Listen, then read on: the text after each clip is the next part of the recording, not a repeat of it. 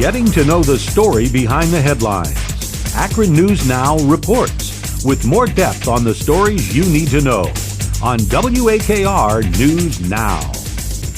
A partnership between the LeBron James Family Foundation, Akron Public Schools, and State Farm received some national exposure during NBC's Education Nation Summit. Education is a collaborative effort. You know, to have in a city of Akron, to have academic success, for kids to have academic success, that leads into economic success. Our students are our future neighbors, our future leaders. You have to surround them with community and people who care about them. That's Akron's after-school manager of extended learning, Desiree Bolden, talking with Ann Curry of NBC. And Bolden was also asked what Akron needs to do to embrace some of the ideas being discussed at the summit. Well, we need to be consistent in what we're doing now and to maintain it. And, you know, that's always a conversation about funding. And it always comes back to funding. We want to maintain direct stream of funding to after-school programs through our 21st Century funds. We want to encourage our business people to whatever it is that makes sense to come into the school system and help support.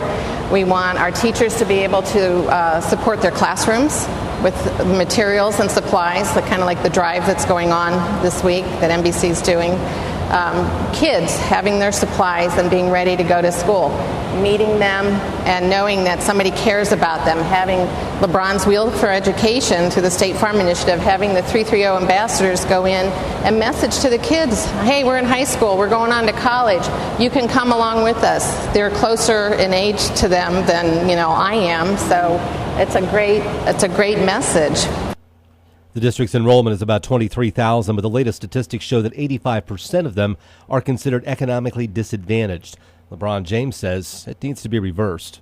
There's so much potential in the kids that we have, not only just in Akron, Ohio, but in the United States and the whole world. And, you know, we feel like if we can get to them early, you know, our program now is ahead of third graders. And we feel like if we can get to them early, get the knowledge to them early, get them the support system early, that when they get through grade school and get to high school, that they will have enough knowledge that they can, you know, be the next president or be the next vice president or whatever the case may be. So, you know, it's the staggering numbers. The statistics and the numbers don't lie. And like I said, I'm just happy that I have, you know, I guess the power and the voice and the help that we can get to these kids early and get them knowledge of what's going on.